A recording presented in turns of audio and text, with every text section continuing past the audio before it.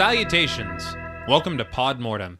I'm Travis Hunter, joined as always by my co-hosts, my sister, and my brother-in-law. Hi, I'm Reneé Hunter Vasquez. Hi, I'm John Paul Vasquez. This week, we're broadcasting live from the Gold Room of the Overlook Hotel, discussing the 1980 horror classic, The Shining. The film was co-written and directed by Stanley Kubrick, based upon the novel by Stephen King. While the film earned dissatisfaction from King due to its glaring differences from his novel, it's widely praised by critics and audiences alike, and is considered one of the greatest horror films of all time.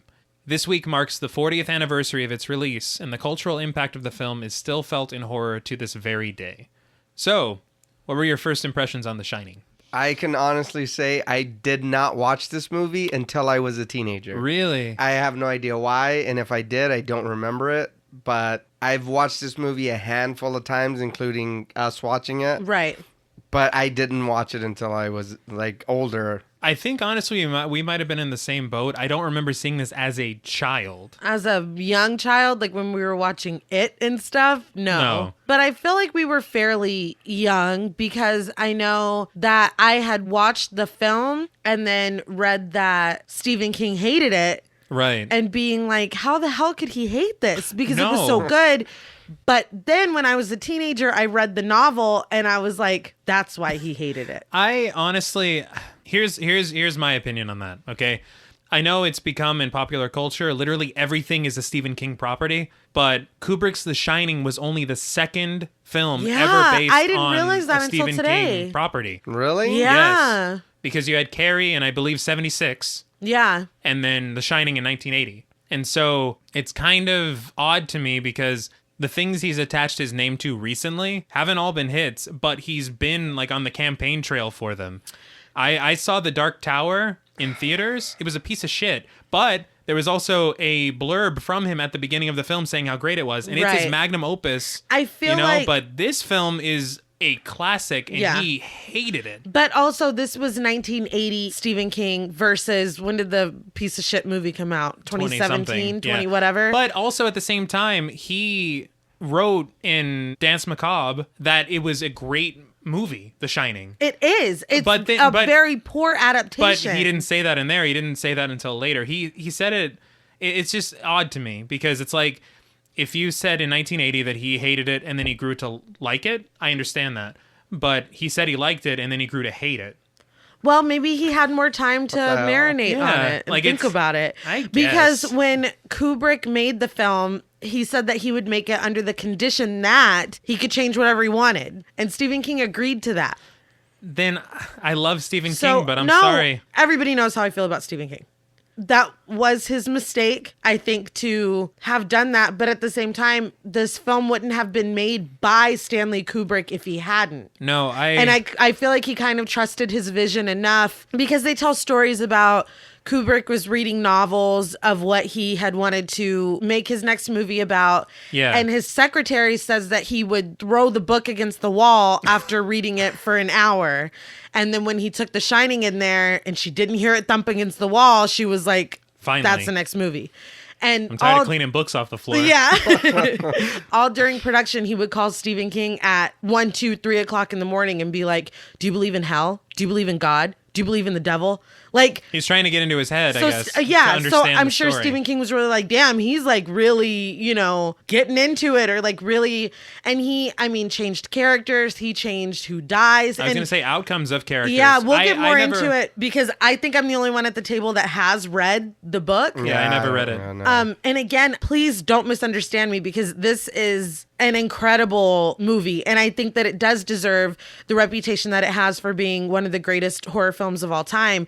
But it is not a good adaptation. And if this is my second film being adapted, maybe he was just the bar was a little bit higher because I've reread Carrie recently. And aside from the fact that she's supposed to be chubby and have acne, it's pretty fucking beat by beat. It was very true to its source material. So I feel like... I didn't know that. And you know what? Maybe Stephen King was contractually supposed to say, oh, this is an excellent movie. And then the contract ran out and he's like, P.S., this shit sucks. But then, there's an interesting story I read as well because he would go on to remake The Shining or have it remade as a made-for-TV film, like a mini-series. But whenever it came time to make the miniseries in 97, he had to get permission from Kubrick to make it. And part of the condition of him being able to make it was that he had to stop talking shit about it, about the original film. Oh, wow. He's like, you can make it, but shut the hell up. And he said, look, you can say whatever you want about certain aspects of it, but you can't say the film is a piece of shit. It's a bad movie, yeah. And he agreed. I never knew that. But, I mean, the miniseries is more accurate to the source material, but it is nowhere near as good as the film. So it's like, what's more important? What did this come out on, or what was it? It was like It was I think it's like a 6-hour miniseries, 6 or 8 hours. No, like that's what I'm saying. Yeah. Like, where did it air on what? I have no idea. No, I don't know. Nobody knows. I know that it was, by comparison, The Shining, the film from 1980, is much more critically acclaimed. I will say that my friend had the Shining miniseries. She had bought the Shining miniseries, and I had gotten Rose Red, and she had never seen Rose Red. So we swapped and let each other borrow it so that each other could see it. And she was like, you know what? You can go ahead and keep that Shining miniseries. I don't want it back. Rose Red was good, though. Rose Red is really good. I liked Rose Red. It's surprisingly good. But we'll get further into, I guess, some of the differences as we go through the plot. Oh, of yeah. the film. I'm here. I'm sliding my glasses up my nose. I'm ready to actually. Yeah, no, I'm ready. Right. Now, before we hack our way into the bathroom of this film, we'd like to issue a warning for spoilers. Pod Mortem is a very in-depth podcast, and in thoroughly discussing horror films, we have no choice but to spoil a thing or two. If you don't wish to be spoiled, please go watch the film, then come back and enjoy the show. If you've already seen the film or don't care about spoilers, let's shine on. So the film opens with a sweeping overhead shot of a yellow car traveling down a winding road. We hear the opening theme, which has kind of become synonymous with the film, but it's actually a reworking of the Dies Irae, which is this old chant of Latin origin from the 13th century. The thing is nothing is ever accidental for Stanley Kubrick. Everything is always intentional. Dies Irae means the day of wrath in Latin, and they would sing it at funerals. And the weird thing is that this song has been used and reused, not The Shining's theme, the Dies Irae, in countless films. It's in Star Wars. It's in everything. Making Christmas, Nightmare Before Christmas, it's in that. Like, it's just this weird thing that is just used over and over. But the shot of them going down that winding road has been parodied in iconic. Everything. It's so iconic. But there's so many iconic shots in this. Like, There I feel really like I'm are. going to take a shot every time I say iconic.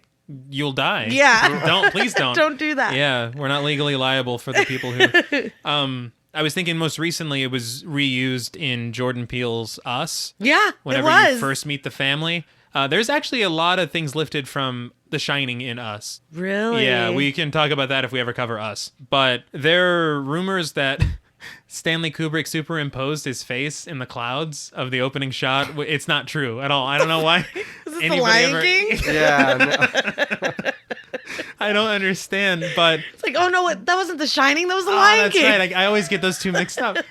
But the funny thing about that is you're going to hear a lot of random rumors and theories throughout this episode from us.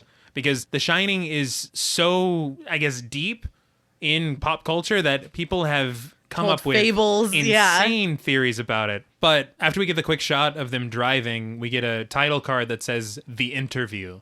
For some reason, I do not remember these title cards at all. I had the exact same thought. And it has not been that long since I've seen this. No, they were brand new to me. I had the exact same thought. But I did think that too, though. I was like, I don't remember this And the last time I've seen it. a lot of yeah, them. I don't understand why I wouldn't remember. And even when The Simpsons parodied The Shining, they did Yeah. these title cards. Yeah. I don't know about you, but I thought about that Simpsons parody a lot when I was countless watching. times. It didn't ruin the film, but it got in the way. No, sometimes. it's in there. So we're shown a flashback to a job interview. Jack Torrance, played by Jack Nicholson, he walks into the Overlook Hotel to meet with Stuart Ullman about a position. He's going to kind of take over as the winter caretaker for the hotel from October to May. Yeah. Interestingly, the exterior shots of the hotel were filmed in Oregon, and the interior shots of the hotel were filmed on a soundstage in England. So it kind of sucks because whenever I first saw the film, I was like, oh, I want to stay in that hotel. But you can never stay in that hotel because Yeah. it doesn't even exist. Yeah. So that kind of sucks. But The outside exists. yeah, you can go there. According to Wikipedia, at the time, the set of the hotel was the largest set ever built at that Wow. studio. And when you see how big and how Expansive. and detailed, Yeah. you're like, not surprised. Yeah. But Stephen King was pissed because he wanted them to film the movie at the Stanley Hotel in Colorado, which is actually what the Overlook is based on. Well, that's where he stayed when he was writing Exactly, it. Yeah. but they didn't, and so it bothered him. Also, Barry Nelson, the actor who plays Stuart Ullman, he's the first actor to ever play James Bond on screen. Whoa. But he never played him in a movie. It was What for the some hell? weird TV anthology in 1954. What the hell? So, after we see him walk in and check in with the receptionist, we get a quick scene between Jack's wife, Wendy, played by Shelley Duvall, and their son, Danny, played by Danny Lloyd, in their apartment back in Boulder, Colorado. Danny doesn't seem super excited about moving into the Overlook, and Wendy tries to assure him everything's going to be okay, and she asks him if Tony is excited to be moving into the hotel. Tony, I guess, is like Danny's imaginary friend that Danny speaks through with his finger. Right. Tony isn't into the hotel idea either, though. No. Also, I like in this scene that Wendy is talking to Danny and drinking coffee and eating a sandwich and reading a book and smoking a cigarette. She's very busy. Shelley Duvall didn't know what to do with her hands, I guess. I don't know. And the finger thing, I read that Danny Lloyd did that in his first audition to play Danny, that was completely originally this child's. Oh, so it wasn't even like written in the script or anything? No, he did that. He also, the whole time this movie was being made, he thought it was a family drama. He didn't know it was a horror movie. Well, And he didn't know it was a horror movie until he was 17 years old and he watched it. it's probably for the best.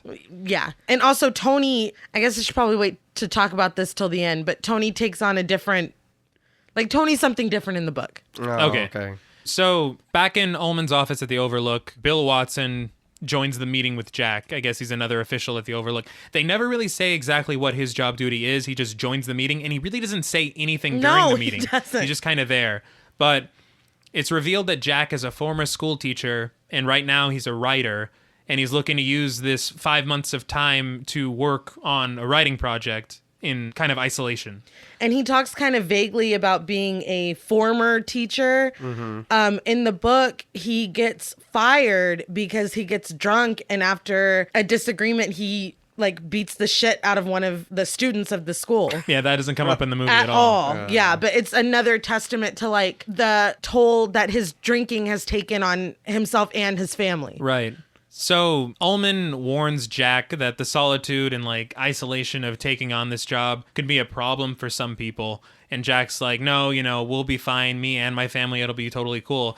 Then Ullman gets down to brass tacks about an incident that happened in the hotel 10 years ago that would potentially give Jack second thoughts about taking the position at all. I found it interesting that he would tell Jack about this. I think it's kind of shitty that he waited this long to tell Jack about this. That's also fair because it's for a lot of people it would be a deal breaker. A complete deal breaker.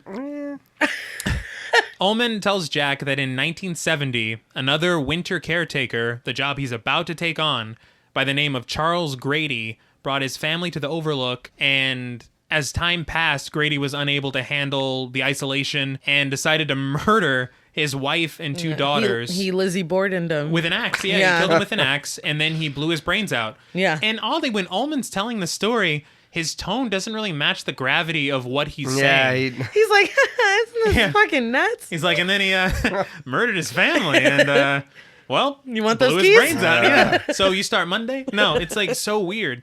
Jack's kind of taken aback a bit by the story, but he assures Ullman, I'm not going to murder my family, which is an odd thing to have to I'm say at a not job doing interview. that. Yeah, I'm not going to kill anybody. Well, that's so funny because when he's asking him that, he's like, "In your family? Oh, they'll love it." Yeah. Yeah, he's like, "That's It's funny." like, Don't worry yeah, about them. Don't worry about them at all. He actually says that his wife would be intrigued by the story because she's into ghost stories and horror films and stuff. And I'm like, well, honestly, I'd be very intrigued by that I'd story. be intrigued, but I'd Yeah. be nervous as hell. Really? Yeah. I'd be like, oh, neat.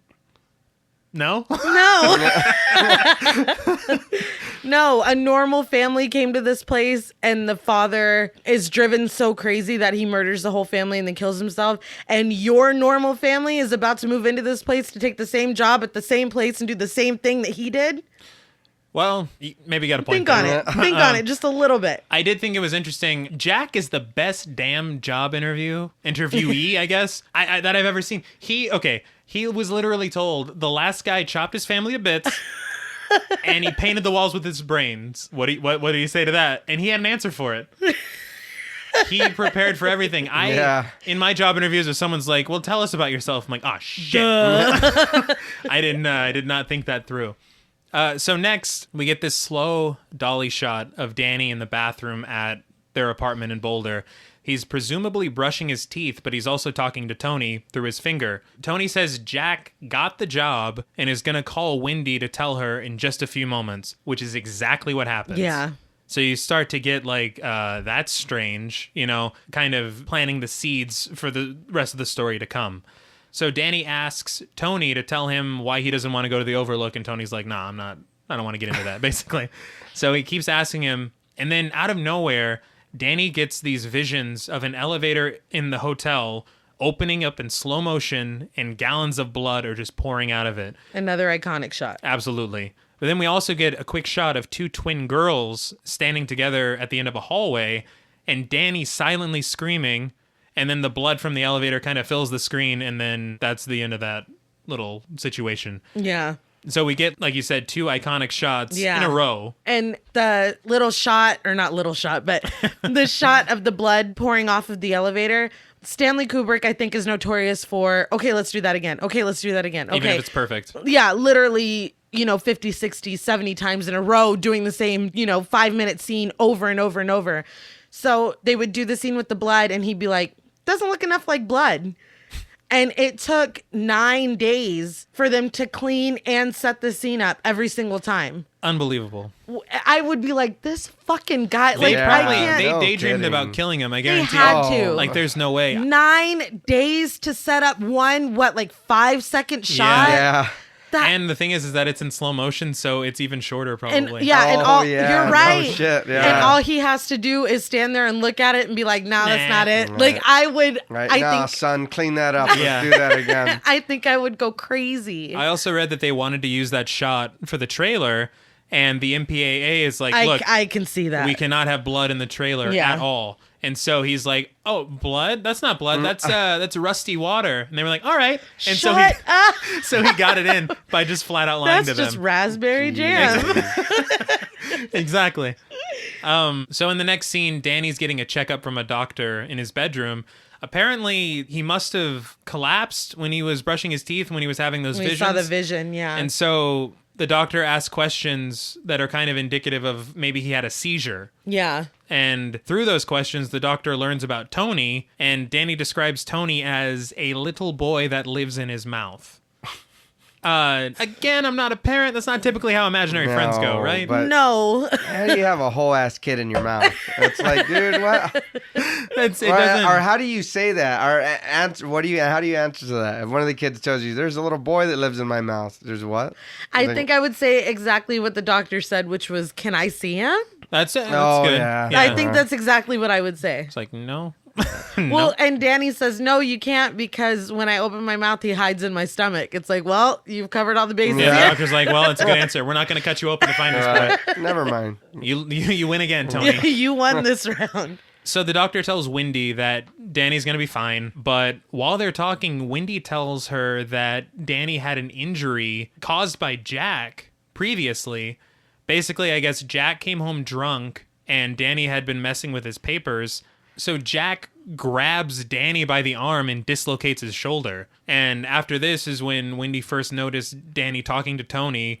And also the other byproduct of this is Jack promised that he would never drink again. And the doctor's just not pleased by the story. She looks very disturbed. Well, I feel like it's really odd for Wendy to be telling her this at all. Yeah. And also, this book was largely autobiographical for Stephen King because he was also wrestling with alcoholism and drug abuse. And obviously, he is a writer that had young children at one point. And this was an instance that one of his sons had messed around all of his pages. And he said in that moment, he felt like he could have killed his son. Damn, Steve. That when they were young, he had like a red hot resentment towards them. How much coke and a lot doing and drinking? A whole lot. I get mad at the kids. I don't ever want to kill them. No, he said he literally felt like he could have killed him. And so I guess he worked that out as Jack, right, being a little too aggressive and trying to discipline him and so basically really hurting him. What he could have done. Yeah. Right. So we get another title card that says Closing Day. We're taken back to the overhead shots of the car on the winding road. Only this time we actually see the Torrance family inside the car.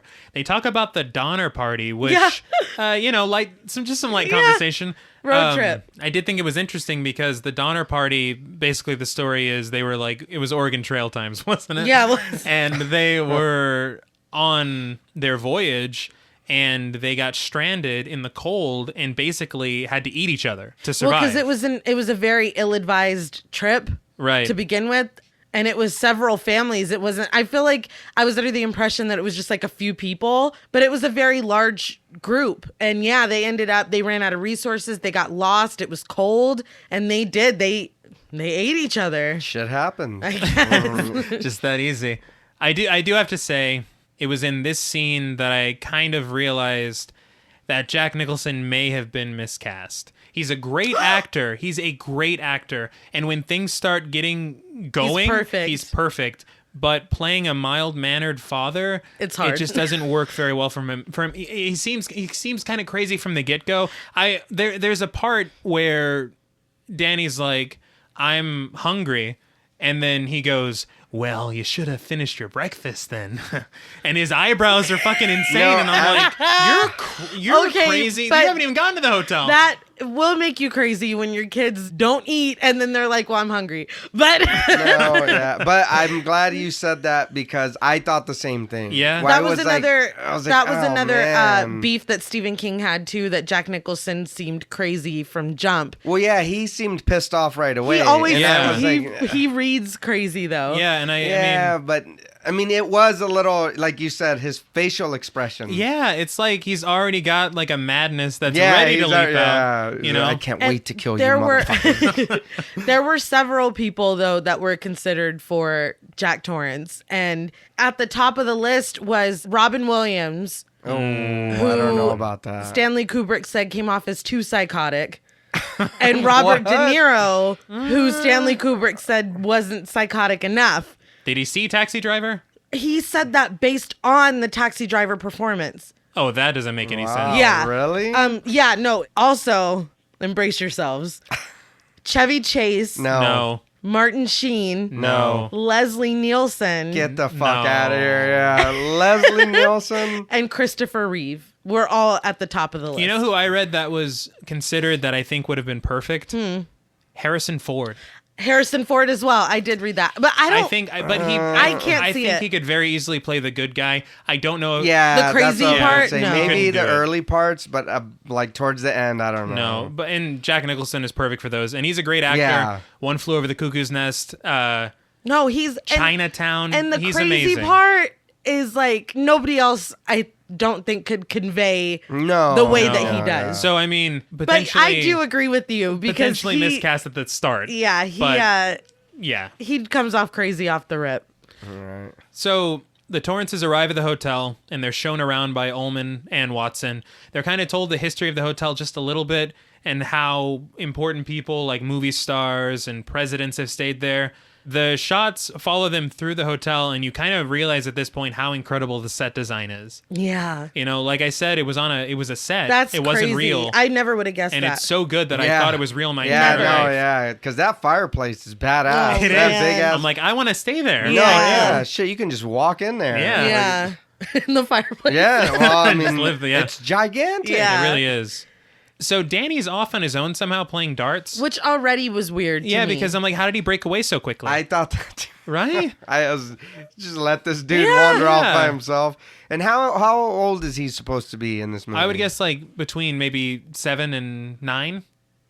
I think in the book he's 5, but in the movie I think that's right. Like about 7. Okay, yeah. Still, No, yeah, I'm just Our saying kids he are seems 7 and pretty 8, young. and Like, there's no fucking way. You wouldn't let them out of your no, sight, no. especially in a new place this big. No. So he's playing darts, like I said, and when he goes to gather them from the board, he turns around and he sees the two twin girls from his earlier vision. Yeah. They smile at each other and then just walk away. And I guess Danny doesn't really think much of it, Yeah. at least not yet. So Ullman is showing Jack and Wendy their apartment, and it's honestly pretty nice.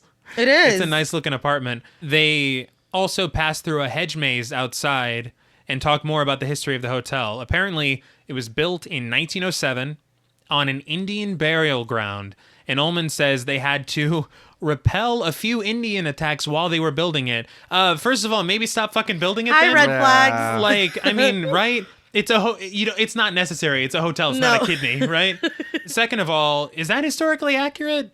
In 1907? No, not in 1907. And also, excuse me, native? And another thing, you're on their land. Yeah. They're Okay. not attacking, you're invading, they're defending. Are we taking American history right now? Because that's kind of how it all started. Yeah, well, yeah. So, honestly, red flags. Abound. Interestingly, the hotel is filled with native art. Yeah. Artifacts. It's almost like a slap in the face. Yeah. To the people they took the land from. It's very disrespectful. So they're then taken into the gold room, which is a massive ballroom. But Ullman says they've removed all the alcohol for insurance purposes. I guess I'm not sure exactly what. I don't know. But I just take, there's no alcohol here. And Jack's like, that's not a problem. We don't drink. Yeah. It's like, okay, Jack. And he's still on point with the answers is what I'm saying. When we have no alcohol, perfect. We don't drink.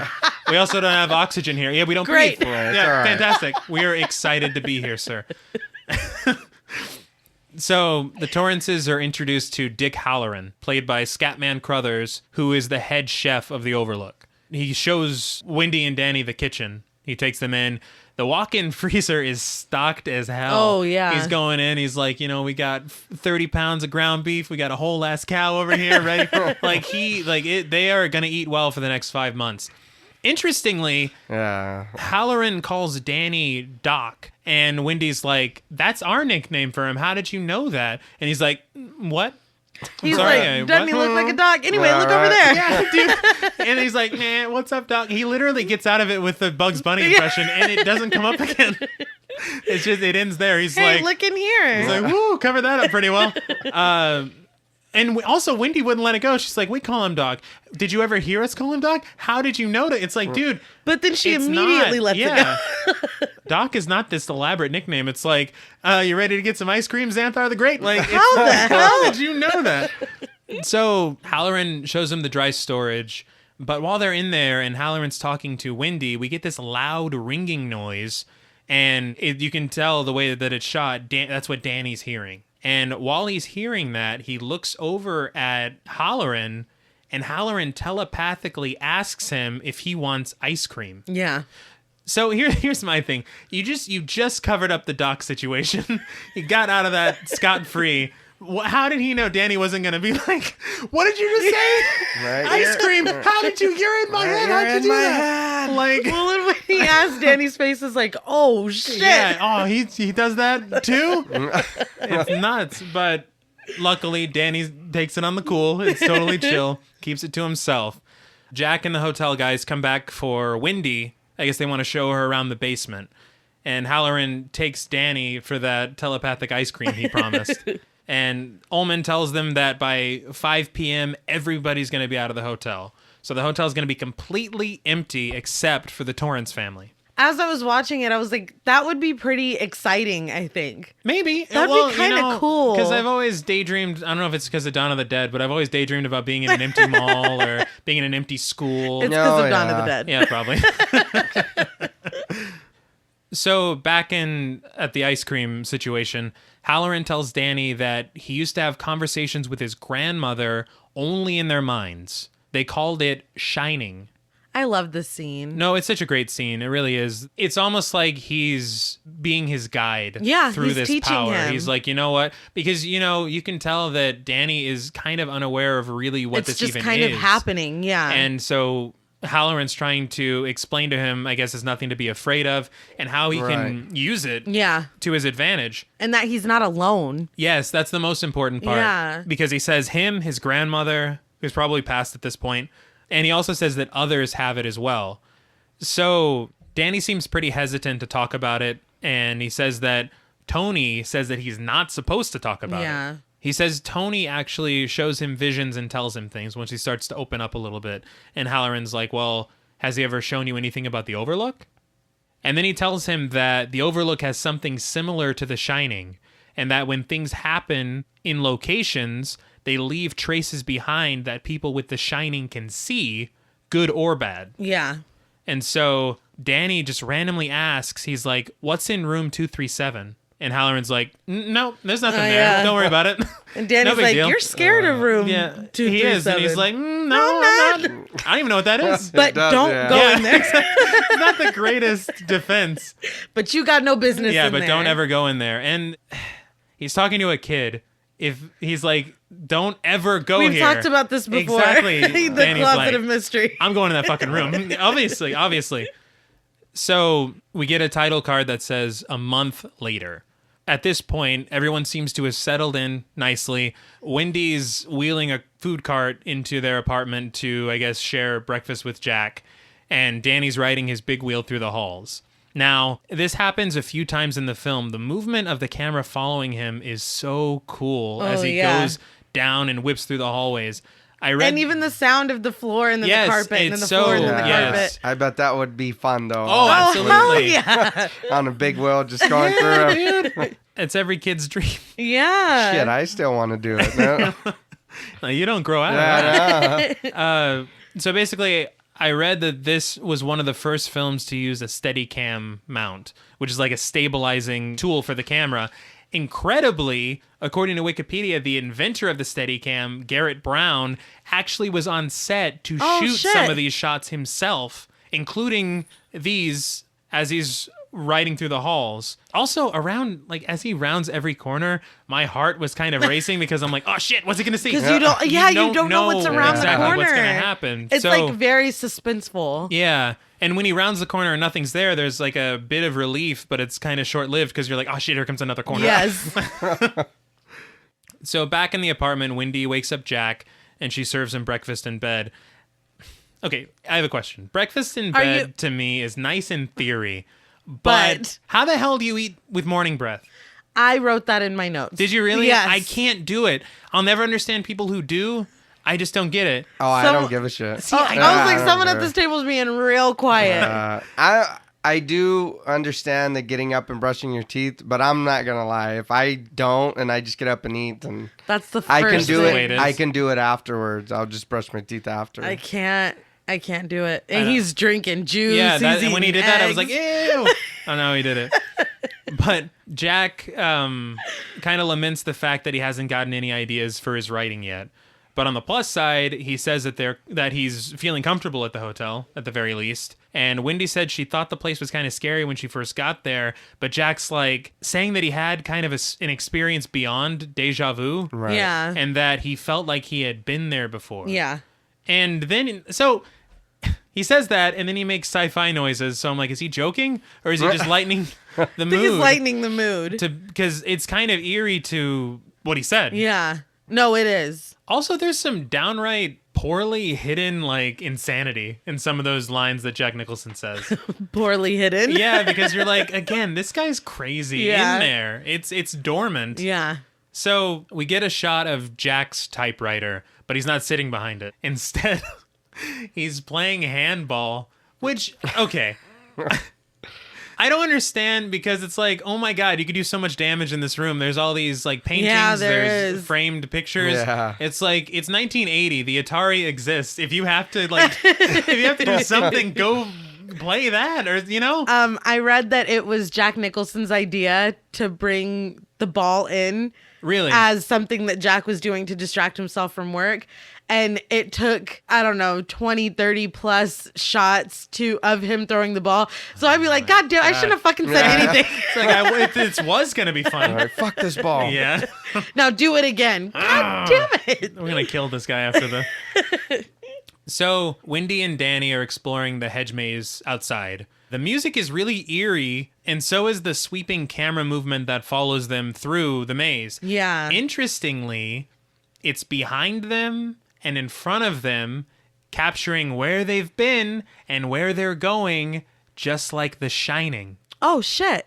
Because it is the past and the future. I had that thought as I was watching it. I was like... Right. That's really interesting. I was like, is that too meta? I'm going to say it. I'm putting it down. Fucking say it. But yeah, I thought that was pretty neat. And again, everything is intentional in a Kubrick film. Nothing ever happened on accident. Yeah. So Jack makes his way into a common area like the lobby, and there's a model of the hedge maze, and we get this insane bird's eye shot of the model, and it's almost like he can see Wendy and Danny in there walking around. It's almost like he's a puppeteer, like manipulating. Like, that's what it made me think of, and that's kind of what is happening here, because they are, like, their fate is in his hands, so to speak. Like, he's the one who brought them here and so on. That's very fair. Yeah, I love that shot. It's because incredible. It's a melding of... that looked cool. Yeah. That and looked real you're cool. like, there's no way that they could do this at this time. Like, you wouldn't think, But right? here we are. And, well, but then honestly, I don't know if you guys have ever seen 2001, A Space Odyssey. No. a long time ago. Dude, it looks like they went to space to film it. I don't know how they did it, but... Is that why people think that Kubrick was involved in the Yes. fake moon landing? And we'll get to that in a minute. So we get a new title card that says Tuesday. So that Tuesday, Wendy is preparing dinner for the family, and the news on the television warns of a snowstorm coming in. Danny, again, is riding around the halls. On his badass big wheel. Yeah, and we get those amazing Steadicam shots, and we finally see the iconic pattern on the rug. Yep. There is something so interesting about this pattern. I don't know if it's just hindsight of what this movie is, as far as its status in pop culture, to why the pattern is so cool, or if there's something else to it. Yeah. But just seeing it, you're like, damn, that's cool. We've arrived. Exactly, and I don't know why. So it's still very uneasy, especially with the music as he's riding down the hallway, like rounding those corners. He slows down as he passes room 237, and he's like, well, Halloran's ass is in here. Yeah. So he gets off his bike. He like looks around. He's like checking to make sure the coast is clear, and he makes his way to the door. And so he tries the doorknob, but it doesn't open. And he gets back on his big wheel, and he skedaddles the fuck out of it, like faster than he's ever ridden his bike before. You see him. You see his feet. He's like, never mind, too bad, I made a mistake. So Jack is finally typing. He's getting some work in, and we dolly into him sitting at a table with a typewriter. And at the edges of the frame, we see these old black and white photos of what kind of looks like events that may have been held at the hotel decades ago. We don't see what Jack is typing, but he's clicking away as Wendy walks in. She interrupts his flow and seems kind of annoyed by her questions. Annoyed. Kind of. Yeah. Well, I mean, he's kind of being a dick, but it's not too bad just yet. Yeah. She tells him about the weather, and he's like, well, what do you want me to do about it? So he's just kind of like irritated. But she's very sweet to him, despite... Wendy is like childishly gentle and innocent. Fair. And Jack is not. No. He's like a dick to her, and then she's like, well, I can bring you a sandwich later, and you're like... A couple sandwiches. Yeah. It's like, hell yeah. It's like, he just has to be a dick, and he gets 2 sandwiches. That's reinforcement. That's bad. So... I'm watching this and I'm like, man, it's only taken a month for him to start being a dick. Yeah. You got 4 more of these. Yeah. So they're talking, and then this is when he kind of starts being a real asshole. He's like, look, new rule. Yeah. If I'm in here, you're not in here. If I'm working, you don't come in. If I'm not working, you don't come in. And he's like, now get the fuck out of here. Yeah. And she looks so sad. It's heartbreaking. It's fucking mean. It's heartbreaking. It's at this point where you're like, okay, rough. he's abusive. Yeah, like, and that I'm was like- so fucking mean. Yeah. And it's a shame because there's no pushback. There's no arguing. No. She just takes it and leaves. It's like fucking And sad. you're like, damn. You're like, it wasn't even the booze. You're just an asshole. No. Yeah. So we get a title card that says Thursday. And on this Thursday, it's a full-on snowstorm outside, and Wendy and Danny are running around just kind of having fun. Yeah, in the snow. The entire hotel is covered in snow, and it looks pretty cool. But inside, Jack is staring out the window with full-on psycho peepers. He's looking crazy as fuck. I'm like, dude, he's already... You're gone. Yeah, it's like the lights are on, but no one's home, or someone is home, and they're a fucking psychopath. That's the face you have when your kid won't stop asking you questions. It's just like Ian. Just detached. Yeah, I'm gonna freak out, but you can't. Yes. No, he looks. Yes. He looks out of his mind. No, it's pretty bad. So we get a new title card that says Saturday, and on Saturday, Jack is putting in some more work on his writing. And Wendy's messing around with the radio in the other room. Or the other part of the hotel. Right.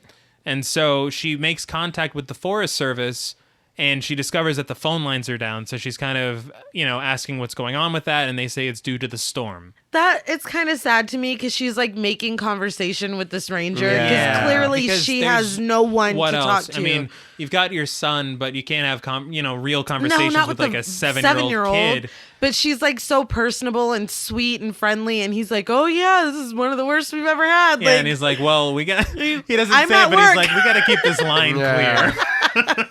And she's like, just- "Oh, okay." It just struck me as sad. No, it's very sad. While this is going on, Danny's going for another ride around the halls, and finally, these rides pay off. Yeah. He rounds the corner and he stops dead in his tracks when he sees the twins from earlier standing at the end of the hall. They say the iconic line, Come play with us, Danny. Forever and ever and ever. And as they speak, we get these cuts, these shots of the twins lying dead in the hallway covered in blood. And so you realize, at least I started to realize, I'm like, I think these might be Grady's daughters. But I was a little confused because they're played by twins. Yeah. But when Ullman told Jack about the family, he the said... ages don't... Exactly. He said That one they're was 8 and 10. one was 10. Yeah. And so it's like you're starting to get these weird, like, inconsistencies. But like how word travels down. True. And like the truth is they were twins, and then maybe in some versions they're boys, Yeah, and maybe Yeah, so, maybe. I mean, like there was like a realistic element to that, but at the same time you have to wonder like, was that a mistake? Or That's like fair. Well, they're like, it was Grady, his wife, their cat, and their dog, Purple Monkey Dishwasher. yes. Yeah.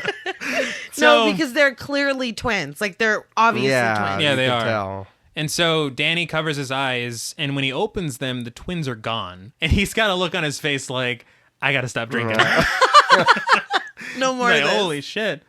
So he tells Tony that he's scared, and Tony reminds him, he's like, look, remember what Halloran said. Stuff's not real. It's kind of like pictures in a book. Yeah. It's like the history of this place, but it's not gonna... It can't it touch can't you. touch you. It can't affect you. So... Shit. It doesn't matter. Yeah, I don't want to see that. No, I don't care, real or not. Yeah. It's like if I had a nightmare. I still don't want... Yeah, I know no, that's not real. I don't yeah. need to see that shit. Still scared. Yeah. So we get a new title card that says Monday. On Monday, Wendy and Danny are hanging out watching television. Danny asks if he can go to their bedroom in the apartment. If Yeah, he can because go to he's the got apartment. his own little room. Yeah, he's got his fire truck toys that he really Right. wants to play with. So she warns him. She's like, look, your father's sleeping up there. Do not make any noise. And this is another, it's just so sad because, again, he stopped drinking. And when he was an asshole to her earlier, she looked sad, but she didn't look surprised. No. And he wants to go get his toys, and she's like, no. And he's like, please, I won't make a sound. And she's like, no. And he's like, she's like, really don't make a sound. Like, It's like she knows what will happen if he yeah, does. please don't make a sound. It's pretty upsetting. He's like such an oppressive figure in this family already, and we get it through little like interactions like this. It makes it that much sadder, and that it's only going to get worse. No, absolutely. So Danny promises he won't make a sound. He's a boy of his word because when he gets in there, he's in and out like a demon's whisper. Yeah, he's quiet. He is He very is. quiet. But when he goes in, he sees that Jack is awake and he's sitting on the side of the bed and he already looks rough. Yeah, he looks bad. It's real bad, but he sits Danny on his lap and they kind of chat a bit, checking in on each other. Like how have you been in the hotel, etc. Kind of just feeling out, The music's really creepy during this part. I have the music is excellent written right here. It's fantastic. Yeah. You wouldn't, when you hear that, you're like, oh, it's just a father and a son talking about their new surroundings and how they're settling in. But you're like, there's these undertones, and the music brings them out. And it's making you feel like, is Danny in danger right now? Yeah, just sitting on his father's lap. Sitting with his dad. Like, it's unnerving. It's nuts. Oddly, Jack says that he loves the hotel. He loves it. And he asks Danny if he does, and he's like, bitch, I guess. Yeah. Like, what do you want me to say? He's not married to it. But then Jack goes, I wish we could stay here forever and ever and ever, echoing the words of the twins. Yeah. And that should have been a massive red flag for Danny. And it kind of is, because he responds, he's like, you'd never hurt us, right? And Jack goes, What do you mean? Not a good denial. Not a good... Can you please say no? Define hurt. Yeah. Like physically, emotionally. And then he's like, did your mom say I would? Yeah. Immediately. But then he reassures him. He's like, I'd never do anything to hurt you. But he says it in his most, I'm totally going to hurt you later tone. So it's hard, right? And he really looks like a madman. At this point, it's not even funny anymore. No. So we get a title card that says Wednesday. On Wednesday, Danny's playing with his toy cars on that awesomely patterned rug, and a tennis ball slowly rolls toward him. We get a wide shot of the adjacent hallway, and it's completely empty. Yeah. Where'd it come from? Yes.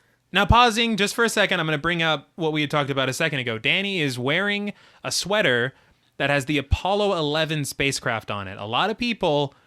Mostly because, like we said, of those amazing effects in 2001: A Space Odyssey, believe that Stanley Kubrick helped fake the moon landing.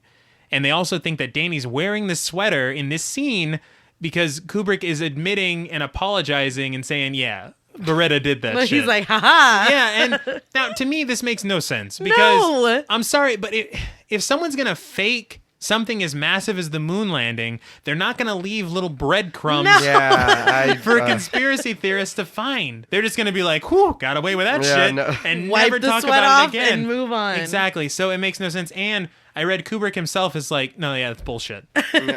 Long story short, I'm not really here for all these conspiracy theories. Yeah. I love fan theories. Yeah, me too. But the conspiracy theories, I just don't think there's any merit to them. Especially when, well, I guess they would be like, well, of course Kubrick would say no because he faked it. It's like, let's shut up. He got away with it. Exactly. So, anyway, Danny's walking down the hall and he sees the door to room 237 is open and the key's in it, and we see him walk in. Yeah. It's like, Daddy, no. It's like, what did you... Dude, Halloran told you.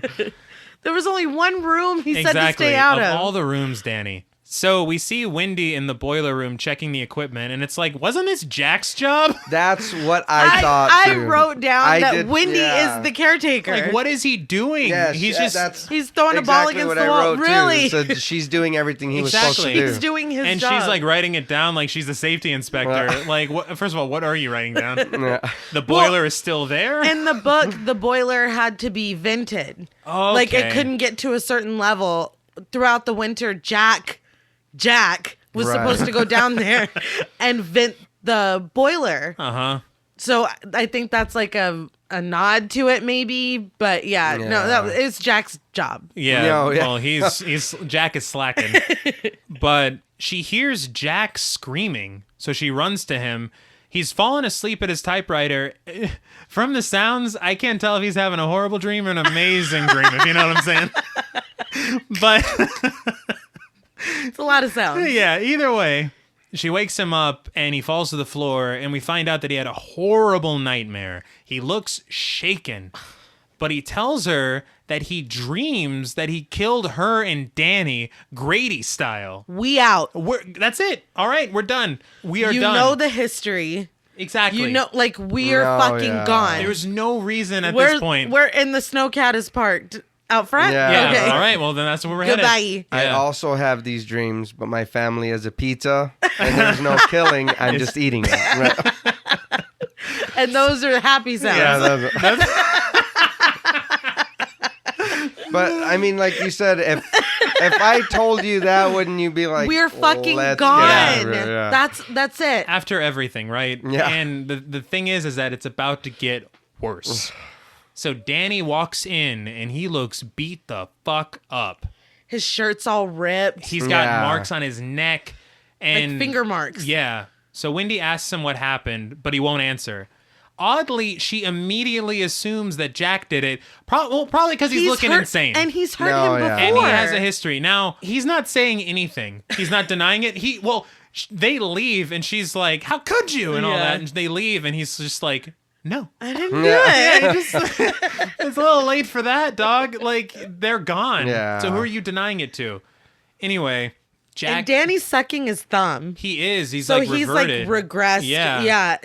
It's kind of sad. Yeah. Jack makes his way down to the gold room and he turns on the lights. He's kind of monologuing to himself about how he'd give his soul for a drink.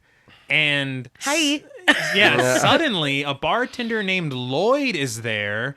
He has a drink and he's complaining about his problems to the bartender. Oddly, he does not seem weirded out at all that this bartender's here. He's acting like he knows him. He is. He's like, I always liked you, Lloyd. It's like, always? What are you talking about? What? So he basically says, he's like, I would never hurt Danny.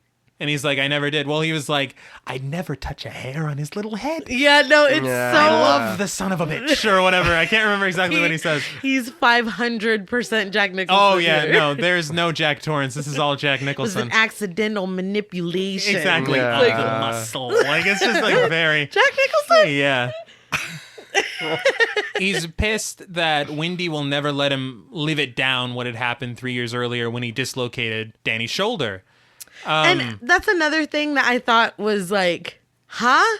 Because this happened 3 years ago, but he hasn't had a drink in 5 months. Again, another inconsistency. So, right. And didn't she say earlier that it happened 5 months ago? She didn't say when it happened. She just said, and he hasn't had a drink in 5 months. So you think... Has it been off and on? Because when you hear... okay, he's like, I'm never drinking again. And then he never drank again. But no. But now it's like, oh, well, then off and on, he picked it back up, then put it back down. Yeah. And so now he's 5 months strong. Exactly. So, like I said, Nicholson plays insane very well. Yeah. I don't think he has to go very far. Yeah.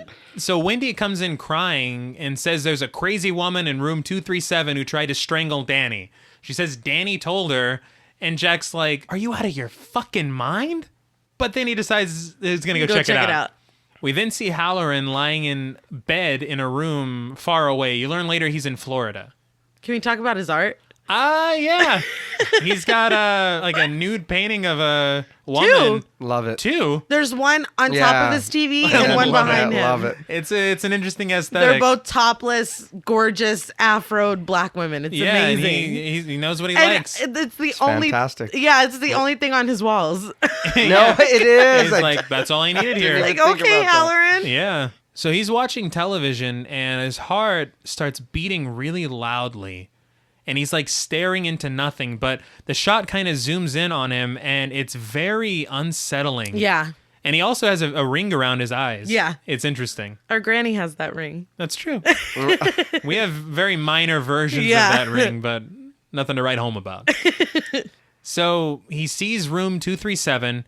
He sees Danny foaming at the mouth. And then we see a POV shot of Jack actually going into the bathroom of room 237. Yeah. Are we to take this to mean that Halloran is seeing this as well? Well, the way that it looks like he's kind of seeing what happened to Danny at first. That's how I interpreted it. That's kind of, yeah. But like then, Danny's sending him, I went in there. Yeah. But then the camera like kind of turns around and it's Jack. Yeah. So I don't know if that was just kind of a transition. Yeah. I wasn't sure. Yeah, it's Jack. But as he goes in, he's looking and there's a curtain on the bathtub and there's clearly a woman there behind the curtain. So she pulls back the curtain. She's young and she's naked. So the funny thing to me is that instead of being like, oh shit, nobody's supposed to be here. Okay, instead of being like, you fucking attacked my son. Right, Jack starts to like, smile. Aruga. Yeah. And again, you're like, this, look, they said a woman in the room tried to murder your son. You're a woman in the room. Exactly. That's all. That's the criteria. And he's like, oh, yeah. She fits the description. So she gets out of the tub. Day bow bow. She walks up to him and they start making out. Like, immediately. Yeah. Again, it's like, what? Bro. Come on, dude. So many questions here. Yeah. So Jack is pretty into it, but when he pulls back, the young woman has turned into an old woman with like leprosy. Something. She's got she looks like she's rotting. Skin condition. Yeah, that's what it looks like. And so Jack pulls back, and she's just cackling at him. She's very tickled. She's like, dude, you made out with a gross old woman. That's fucking gross, dude. And so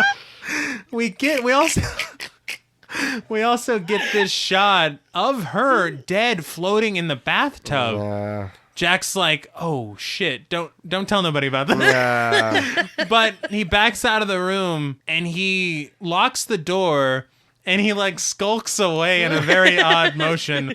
But then I guess I'd be pretty weirded out too. Yes.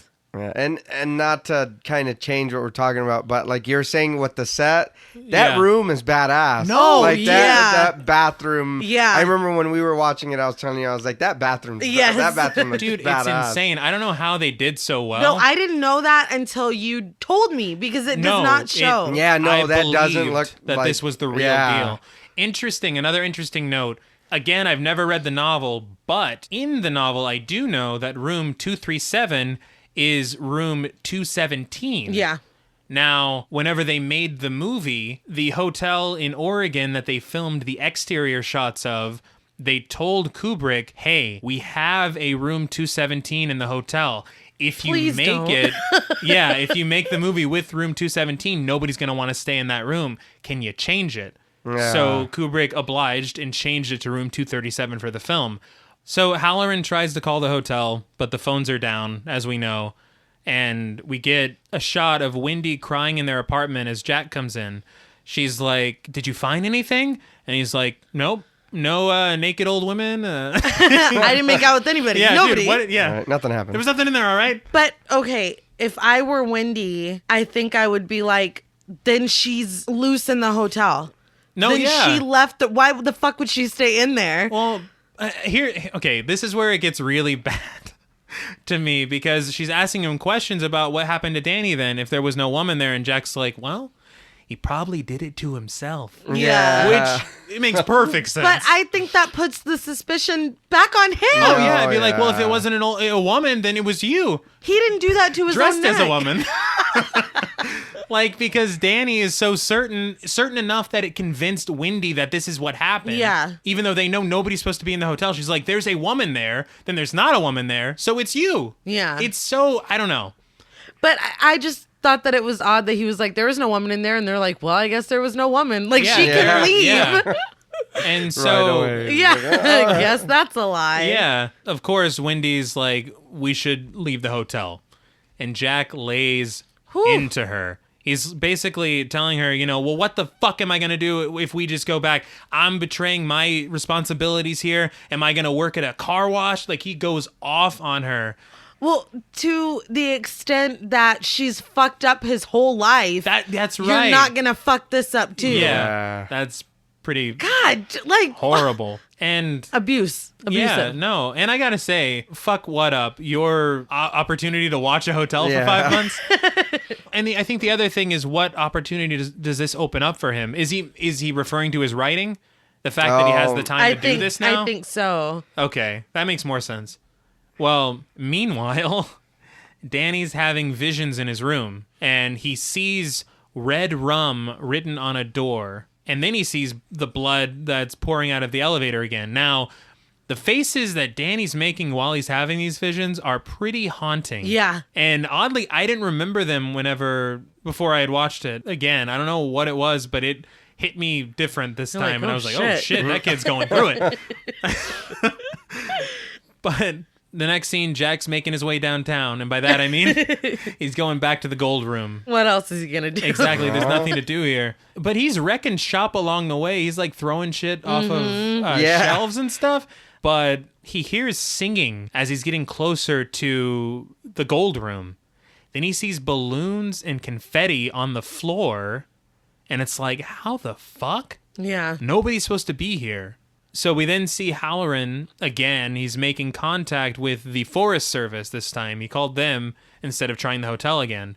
They said that they'll check in on the Torrances at the Overlook, and that if he'll give them a call back later, they'll kind of give him an update. So Jack makes his way into the gold room, and there's a massive party going on. Yeah. Hundreds of people, a live band, and like an black orchestra. Tie. Black tie. Yeah. It's the real deal. He's greeted on his way in, and he doesn't seem bothered or alarmed by anything that's happening. No. He They're just like- goes right into it. They're like, "Welcome, Mr. Torrance," and he's like, "Thank you." What up? Yeah, it's insane. The partygoers do look like it's like the swinging 20s. Yeah. You know? How cool would that be, though? Oh, yeah. That'd be Like, cool. no, like, really, even It's if like, they were I'm ghosts, home. it's like, fuck, I can No, have a drink yeah. real quick and get out. Shit. Yeah. Yeah. So Jack sits down at the bar. He orders another drink from Lloyd and offers to pay him for it. But Lloyd's like, "Oh, your money's no good here. Orders from the house." Again, red flag. Yeah. Yeah. Luckily, Jack sees it's a red flag, and he says, "What? I don't accept drinks when I don't know who's who's Yeah. buying paying for them. them." Yeah. And so Lloyd's like, "That doesn't concern you right now." And Jack's like, "Okay." All right. Yeah. Like it bothered him so much earlier, but now it's like, Immediately. whatever, no big deal. So Okay, cool. Jack's walking around, and a waiter accidentally spills his tray of drinks on him. And so he offers to help clean him up in the bathroom. It's funny because I told her to, I made her rewind it. He tells him, he's like, "Hey, you got a little bit of that on yourself, Jeeves." And he pats his back yes, with does. the Wipes shit on his his sleeve. Yeah, the butler did not have anything, and he's like just wiping it on him. An asshole. He's a dick to everyone. Also, thought I that was noticed so there's funny. a couple by the bathroom. Did you see them? No. It's just a couple talking, but as they walk by, they completely freeze and they do not move at all Really? until they go into the bathroom, and then they start moving like they're talking and everything. It's like Dude, eerie. I Yeah, did not catch that. I didn't notice that until she I had to pointed it out. rewind it because I was Yeah. like, did that really? They completely freeze. Like I'm it's, going to have to go back and check that it's out. eerie looking, and That's it's just insane. for while they're walking past them. Whew. It's creepy. Well, they make their way into the bathroom, and the bathroom is incredible looking. It's red and white. Again, the set design is impeccable in Yeah. this movie. No, yeah. And also, I don't know if it was the contrast of the red and white, but as beautiful as it was also kind of horrifying in there. And the whole situation just like kind of paints it. Yeah, it fits. It's unnerving. Yeah. So the waiter introduces himself as Delbert Grady. Jack is kind of starting to think something's off because Charles Grady, the caretaker from this in 1970 who murdered his family, and Jack's like, "Didn't you used to be the caretaker?" And Grady's like, "Nah." Jack's like, "Are you married?" Grady's like, "Well, yeah, I have a wife and 2 daughters." He says that they're around, and Jack's like, "Bro, Yeah. He's not letting it go. yeah, I recognize you from the papers." He's like, "You were the caretaker. You murdered your whole family, and then you blew your brains out." Grady's like, "I don't remember that." I don't remember any of that. Again, He it's a really, does say a that. really odd answer. Instead of just being like, "No, What are you talking must be about?" thinking of Yeah, someone it else," wasn't or me. you know. Pretty So sure I would have remembered that. Grady, this line has always haunted me. Grady's like, "You're the caretaker. You've always been the caretaker, and I've always been here." Gives me chills telling it to you. No, it's- again. it's horrifying. It's horrifying. So Grady kind of spills the tea about Danny using The Shining to get outside help from Halloran. And then he calls Halloran the N-word. And then There's Jack a few Nicholson says the casual N-word. N-words here. It's like, okay. I don't care for this. I don't think that's right. But Grady's like, "Your family needs a talking to." And he says that back in the past, his daughters actually tried to burn down the hotel, but he corrected them. And when his wife tried to stop him, he corrected her too. We all know what that means. But then at the same time, like, "I thought your ass didn't remember." Yeah. Yeah. And suddenly you're like, "Well, Which yeah. one is it? And were you or were you not the caretaker?" I do like that he said it that way instead of just saying, "So I killed them." Yeah. No, No, yeah. it's way Yeah. scarier. Corrected Yeah. is so eerie. Yeah. So we then see Wendy.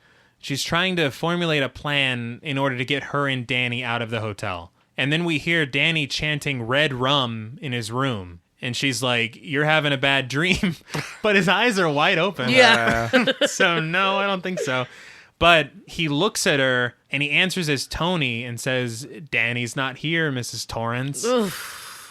You can stay here too. I'm getting the fuck out of here. Well, I guess I'm leaving the hotel. Stay with your dad. I'll be back. So Jack's walking through the hotel, and he hears the Forest Service people trying to get into contact with him over the radio, just like they promised Halloran that they would. Yeah. So he sabotages the radio. Halloran calls back, and he's like, have you heard anything? And the Forest Service is like, they didn't answer, but we'll try again. Yeah.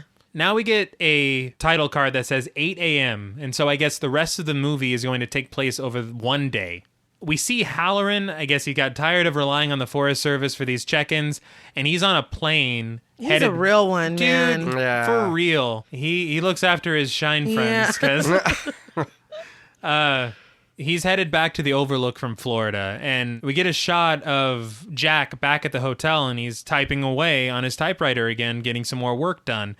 Halloran finally arrives in Colorado, and he calls a friend of his named Larry, and he's asking how the weather is on the way to the Overlook, and it's snowy as shit. In the back of that scene, too, there's a guy...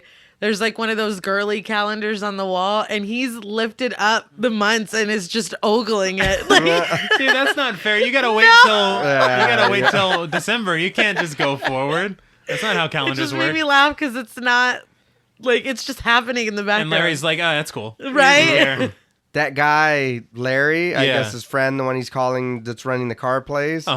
He's in the Rocky movies. He's Apollo Creed's trainer. Then after Apollo Creed dies, he goes to Rocky's corner and he helps Rocky. Seriously? And I was like, what the hell? Because I was watching it and I was like, I know that guy from somewhere. I was like, where do I know him from? So I looked it up and I was like, it is him. I was like, he's in the Rocky movies. That's random. Dude, and he's in this movie for 2 seconds. It's kind of crazy that you say that because the Steadicam inventor, the operator guy, he was working on The Shining at the same time he was working on Rocky 2. Oh, wow. So he was flying to England and back to the States to film all these different scenes and stuff. And so that's interesting. Yeah. What if they were working... Yeah, like, and they shared a ride. Yeah. And he was just in this movie for that small part. No, yeah, very small part. I recognized him and I was like, man, I know that guy from somewhere. And you know when you see it and you're like, man, it's going to kill me if I don't look it up or if I don't. And I was like, it's got to be him. And I looked, and it was. And I was like, oh. That's crazy. I read on IMDb about that actor. Apparently, he liked to play chess. Yes. I don't know if you guys saw this. But he arrived on set, and Stanley Kubrick was an avid chess player. And so Kubrick, they were already running behind on schedule for the film. Kubrick shut down the set for a whole day so he could play chess with this guy. Well, I mean, you like what you like. How did no one on this set murder him? No, I know. They show up, they're like, all right. They're like, no, we're playing chess today. He's like, are you fucking kidding me? It's like, I will go burn reload this the whole elevator with blood. Exactly. It won't be back. It's it like, takes 9 days. You get on it. It doesn't look like blood. Get out of here. Come on. Good Lord. So Halloran says that he's going to need a snowcat in order to get up to the Overlook. And I don't mean a white leopard. It's I've never heard the phrase snowcat more in my entire life than watching this movie. No, they say it about 800 times they in do. this movie. So Wendy's watching cartoons with Danny, and she tells him that she's going to go check on Jack. The cartoon that they're watching, they're saying in it, Roadrunner, if he catches you, you're through. But it's like a song. It's like, but I'm like, it was like real. I'm like, this is weirdly ominous for the situation. I never even thought about that. I was just didn't notice laughing it because I didn't either. Yeah, the song was just kind of funny. Yeah. The beeps didn't fit. Can I say that? They just didn't fit. I don't know why they kept adding those in. Anyway, so she tells him that she's going to go check on Jack, and Tony answers. So I guess Danny's still missing in action. Right. She goes into the Colorado room. With a bat. She's ready for a confrontation. I thought that was very, very interesting. She knows that this isn't going to go well. Yeah. So she goes in very cautiously with that bat. She can't find Jack, but she goes over to his typewriter and she looks at what he's been writing all this time.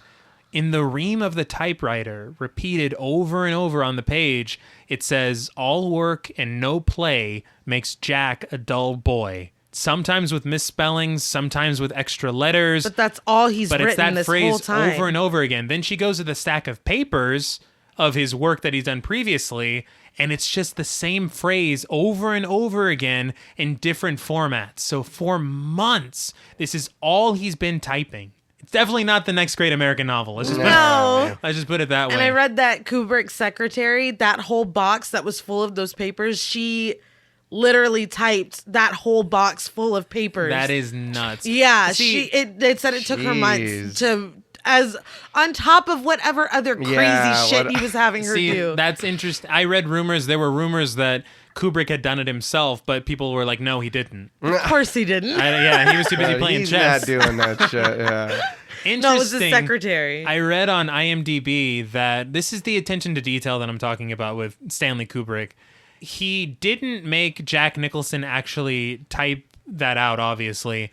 But during those scenes, he would have somebody type the phrase for real. All work and no play makes Jack a dull boy. So that's the real sound? Well, yes, because he heard that people could tell the difference between the sounds of each key. And so he got them to do that so that even if somebody had that keen ear, they'd be like, no, that's A-L-L. W-O-R-K. That's actually pretty cool, though. Isn't it? For all the crazy shit that he does, that one's really, actually, really neat. So Wendy is beside herself. That's horrifying. Jack comes back. The way that he re-enters the scene, he's like a shadow in the corner of the frame watching her, and then he finally makes his presence known, and he's like, how do you like it? And it's like, what do you think you've written? Yeah. You know what I mean? Or are you just being an asshole? Yeah. Like, I don't know. She says she wants to talk, but she can't remember what about. And I'm pretty sure I would have lost my train of thought too. Yeah. So he slowly starts advancing on her and says they should talk about what should be done with Danny. Now, Danny's still in the room having more visions. Yeah. Right? I feel like the music and the visuals, right, and the effect, when Danny's having these visions of the blood, the screen is full red now. It's not like it was before where the blood is just rushing towards the screen, normal colors. The screen's red. The music is very eerie, and there's an effect on Jack's voice. And I feel like all these things put together might have had an influence on Creepshow. That moment feels like Creepshow. That's funny because Ari, our daughter, didn't watch the whole thing, but she was coming in and out. And when she came in one time, she said that the movie felt like Creepshow. She asked if it was a Creepshow movie, and I was like, no, it was just, that. I go, no, it was just made in the 80s. But did you guys catch that as well yourself? Well, I mean, I didn't think about that moment, though, but you're right. Like, it's just because his voice sounded like all the monsters in the movies. Which all had the same voice. Exactly. Mm-hmm. So, I don't know. But Wendy's like, maybe we should take Danny to a doctor. And he's mocking. He's mocking. I think we should take him to a doctor. Yeah. She goes, yeah. She goes, as soon as possible. And he goes, as soon as possible. And it's like, it would be comical if it wasn't so fucking horrifying. But it's so unsettling. Every time I'm like, God, I was like, damn, he does not care. He never, if he's never back on her good side, he does not give a shit at all. So he's laying into her. That's literally the one I wrote down. He's laying into her. He's like, don't you realize I signed a contract with this hotel? If I'm shirking my duties and my responsibilities, and he's just going on and on and on. And she starts brandishing the bat threateningly. Like, she's telling him to stay away. She's saying she just wants to go back to the room. Well, she's just backing up and backing up. And so she starts walking backwards up the stairs, and he's trying to grab the bat from her. And she's like, don't hurt me. And he goes, I'm not going to hurt you. I'm just going to bash your brains in. I'm going to bash your brains right the fuck in. And it's we like, all want to bash brains. But it's like, okay, as long as you're not going to hurt it. Cool. So we're cool. Yeah, brains thing. I'll sign me up for the brains thing. So he tells her over and over to give him the bat. And she gives it to him. She does. Because it makes me laugh every time because she hits his hand first and he's like, oh. Like, is that what that bat can do? God damn, I wouldn't have. Never mind. No, I don't want it anymore.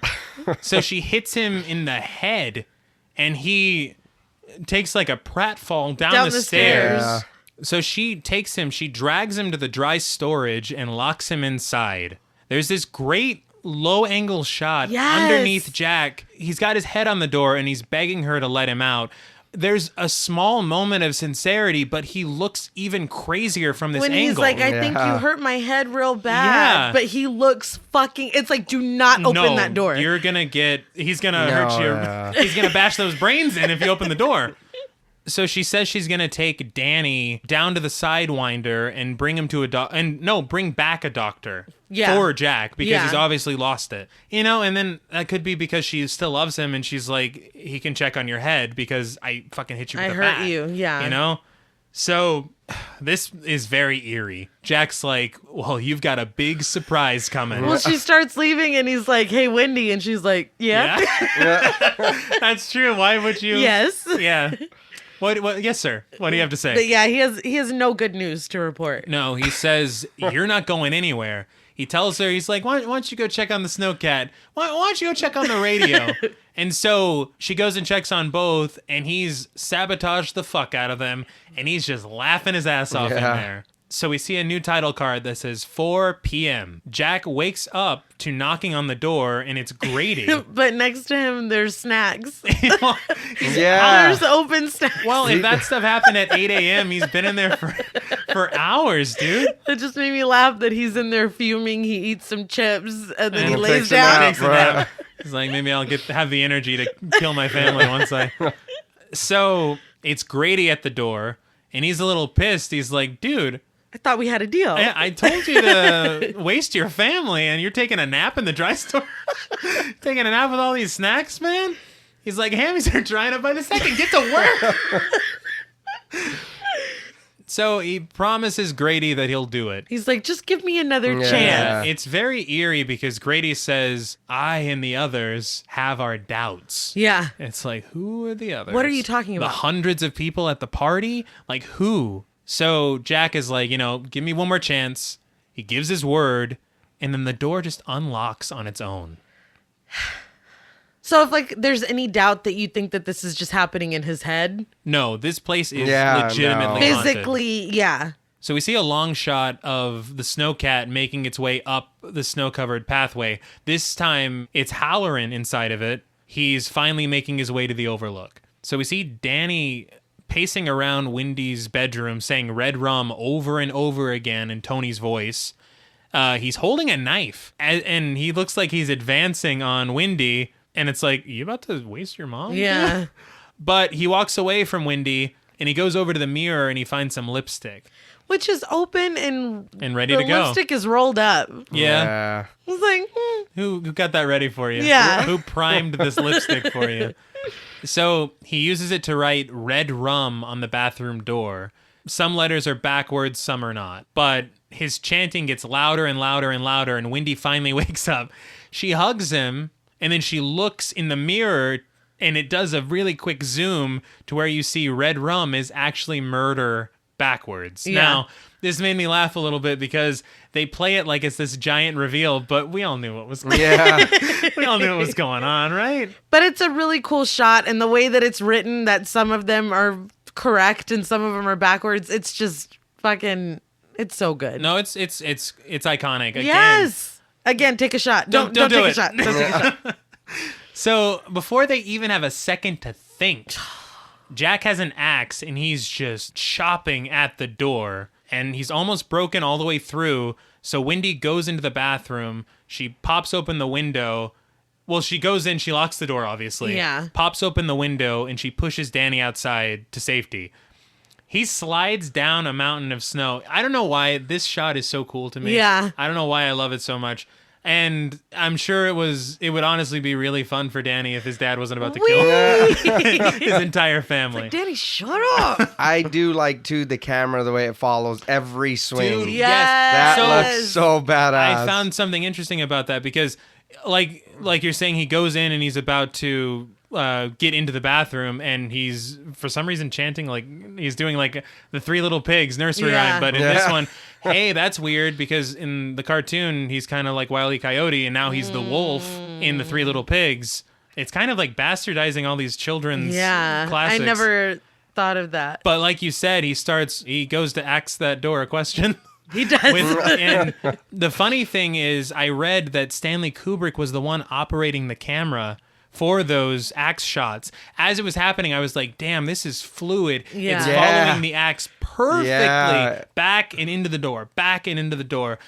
I also read Shelley Duvall said that it took days to film this scene, just this scene of him getting into the bathroom door, and they went through 60 doors. Yeah. That they had to build new doors because Jack Nicholson was a volunteer firefighter and he tore up the first Like it was nothing. kind of door too easy. Yeah. Like it was tissue paper. I also feel like this is a good place to talk about Shelley Duvall's treatment during this film. Yeah, because this is kind of when she's reached her peak. You get that iconic shot of her screaming and holding the knife as the axe is chopping through the door. And looking like delirious yes. and exhausted and horrified. So, from what I've read, Kubrick basically, I don't want to say poisoned the staff against her, but I don't know how else to put it. He basically was like, I want you to have zero sympathy for Shelley Duvall. Yeah. If Jesus she comes to Christ. you, I don't want you to give a shit. I don't want you to give her any help. I don't want you to even talk to her. And so she's kind of miserable throughout filming. Right. And isolated. Exactly. But then again, it's the same thing we talked about on episode 3. With The Exorcist. When we talked about The Exorcist. These performances that these directors are getting out of people by doing these horrible things are amazing performances, but at what cost? Yeah. Yeah, I read a thing too about Jack Nicholson. They said that he only fed him cheese sandwiches for 2 weeks, and Jack Nicholson hates cheese sandwiches, and he gave it to him to make him more like irritated on Dude, set. that's such a small, like you wouldn't even think He's to like, do I'm that. fucking Yeah. hungry. That's Oh, you hate these? That's Here, all you can eat. that's all you Yeah, eat. that's it.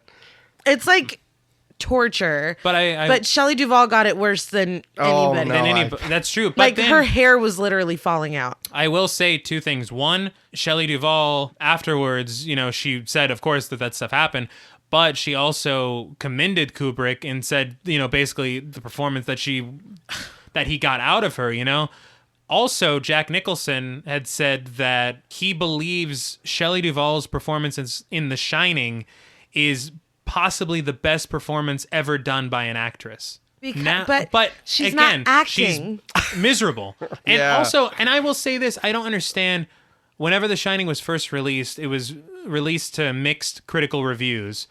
And Shelley Duvall and Stanley Kubrick were both nominated for a Razzie Award for The Shining. Isn't that a bad award? Yeah, that's the it's worst like movie. The opposite of the Oscars.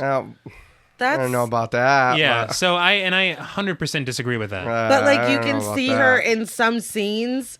In scenes where she's not crying, her nose is red, like she looks like she's been crying. No, yeah. Her eyes are kind of hollow, like she looks It's bad. fucking miserable. Right. Like you can see it.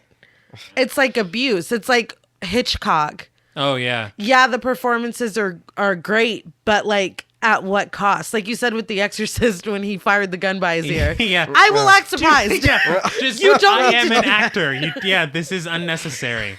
It's just I just wanted to kind of throw that in there because this is an excellent film, but he Yeah, abused that's- this woman to that's get this rough. performance. Yeah, Yeah. it's horrible. I'll say this and I'll get back into the plot. But I read that Jack Nicholson and Shelley Duvall were a little annoyed at the fact that Kubrick got all of the credit for The Shining Yeah, when they fucking went through it for this movie. Yeah. And they deserve some kind of accolades and recognition. Absolutely. Oh no. Yeah. Yeah. But back to the door. yes. Jack makes a hole in the door large enough to peek his head through, and he puts his face through it and says, "Here's Johnny."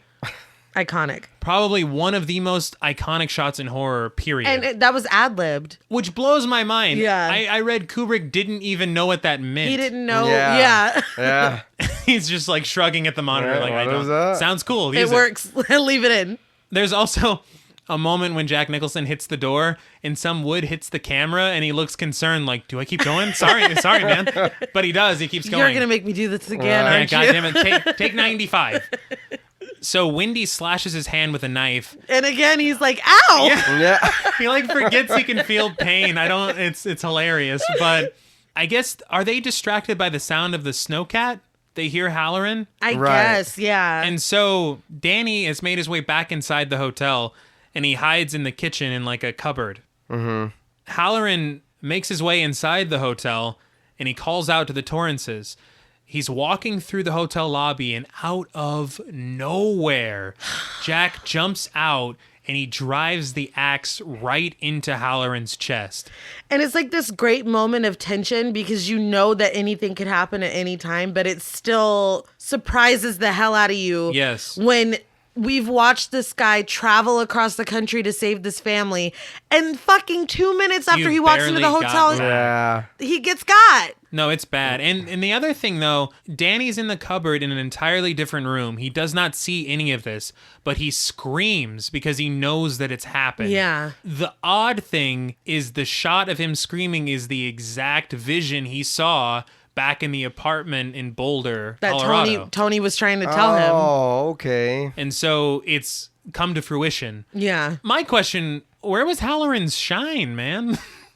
Shouldn't he have seen or this? Danny's. Why didn't you warn him? He's My jet dad's got an lagged. axe. No. Like something, dude. It's like, I'm fucking tired. Did the shine go down with the phone lines? What the fuck? So Jack is on the hunt for Danny now after hearing that scream. Danny makes a run for it, and Jack is just hobbling right after him. Wendy goes upstairs to look for Danny, and she hears like chanting. The chanting is eerie. Oh yeah. I'm realizing it's kind of insane. Kind of like we from the Conjuring last week. Human voices just in unison are terrifying, and I don't know why. Well, we've talked about that in Hereditary and The Witch. Yeah. And Just that's a human recurring voice. theme. It can be very scary. So she hears that chanting, and she gets to the top of the stairs, and she looks down the hall, and she sees a man in an assless bear costume, and I guess he's performing oral sex on a butler? No, he is. I was confused. They turn around to face her, and neither of them looks displeased at being caught. Yeah. They're just like, oh, hi. But they don't look like they're having a good time either. So was this in the novel? I actually do want to talk about this. Okay. Okay, so in the scene earlier when Jack goes to the gold room, Yes. and all the party is going on, in the novel, he dances with the woman. And the woman is kind of spilling the tea on the whole situation going on. Okay. Well, the owner of the hotel, Derwent, is bisexual. Okay.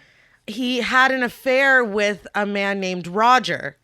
Roger completely fell in love with Derwent, but Derwent's like, I don't do relationships with men, or I'm not going to do a relationship with you, or whatever. Uh-huh. Roger is basically like, I will do anything. Humiliate me. I don't give a shit. I'll show up to the party in a dog suit. I don't care. I just want to be with you. Oh. Derwent's like, show up in a dog suit. So he does. So it's a dog, not a bear. And it's a dog. Okay. And I think it looks like that- a bear in that the makes movie. it much better. Yeah. Makes much Now, more don't sense. you get it now? Oh, a dog. I get it. Jack sees Roger in this dog suit being humiliated. Derwent is like, now beg for alcohol, he's humiliating Jesus him in Christ, front of everyone. And I mean, it's able to infer that Wendy is seeing him in this dog suit and he has died in this dog suit, I'm assuming. But again, in the novel, when Jack is riding around, he runs into Roger in the dog suit. Oh. And Roger's face is covered in blood, like he's been eating something. And he tells Danny, get the fuck out of here or I'm going to eat you. Oh, well, that's all he had to say, Yeah. sir. Then, so Danny runs away and hides in a room, and you can hear Roger with Derwent telling him to get it up, and I know what you like, and this, and that. Good Lord. And then he howls, and the howl turns into a scream, and then he's gone. Okay, so that's very frightening. Yeah. But the thing is, I don't know who if the man that is being filleted is supposed to be Derwent. No, because there's something that comes up later in the movie. Yes. But I feel like that is kind of interesting. And I guess that the man in the suit is supposed to be a nod to that. But it's really fucking confusing. I feel like the difficulty is it feels a little out of place, but at the same time, you're like, well, thank you for paying some kind of attention to the novel. Yeah. You know, you're adding like little Easter eggs in. Earlier, like way earlier in the film, Jack's wearing a shirt that's the school that he was fired from in the novel. So you're like, you did read the novel, you're paying attention. I agree. You're doing it your own way. I just feel like even if we saw him being humiliated at the party, when Jack was at the party. Right. That's true. Even if it's in the background. Yeah, even if we don't know the backstory and we see this happening and we're like, what the fuck? And then we see him later and we're like, what the fuck? Yeah. Like, I wish there was a little more there, because that's a really like sad No, it is. story. Well, Wendy doesn't take the time to learn the story. No. She gets the hell out of Dodge. Danny is heading outside, and he goes to hide in the hedge maze, which, not my top 10 places to hide. But then again, I guess he doesn't really have a lot of options. Right. No. So Jack follows after. We get these amazing, quick, Steadicam shots following Danny through the twists and turns of the maze, and it's amazing. It's reminiscent of him in the hotel hallways. And it makes sense because every corner you turn, you feel like there could be danger, and it's the exact same thing in this maze. Mm-hmm. So Danny's leaving footsteps behind in the snow like no other. Wendy is still inside the hotel, where she finds Halloran's body, which, as they zoom in, is clearly still breathing. I love Scatman Crothers, but he was clearly breathing in that shot. To his benefit, he was probably laying on that floor playing dead for 6 hours. Well, that's true. I read that the scene where he was chopped in the chest, they did so many times that he started crying, and he was like, "What do you want, Mr. Kubrick?" God damn. It makes me right. so It's like, I'm just taking I'm an axe taking, to the yeah, chest. that's What do it. you- I'm what dying. more do you This want? came out when he was 70 years old. Like, God this damn. is an old man. I think Jack Nicholson went to bat for him, and he was like, "That was good," and they Jack kinda Nicholson- put an Yeah, end to no. it. Jack yeah. Nicholson's the one that got him into That's right. this movie. They were yeah. I did friends read before. It's like, lay off him, Stanley, please. But Terrorize the lady. exactly, Yeah, yeah, right, that's good fine. one. If Yeah. these are your choices, I guess. God. She turns around and she looks down the hall. She sees a man in a suit with a head injury. He toasts her with a drink, and she freaks the fuck out. Now, from what I read, this man is supposed to be the owner of the hotel. Well, he says that line in the book. Great party, isn't it? That's right. Yeah, that's supposed. So Roger, I guess, is Cheating. running around. Yeah. I don't know. Bark. So, anyways, she finds her way into another room, and this room is filled with spider webs and skeletons dressed in 1920s attire. Yeah. So, I don't know. More Again, questions. so Danny mocks up some fake footprints in this genius It's really smart. plan to trick Jack into following them. Wendy's back inside, and she actually witnesses the blood pouring out of the elevator, just like in Danny's vision. Outside, Jack follows those fake footprints, and they lead to nowhere, and he's like, what? So he starts screaming out to Danny, and then he hears what I can only... It sounds like a horn? It's like a blaring horn, and it distracts him.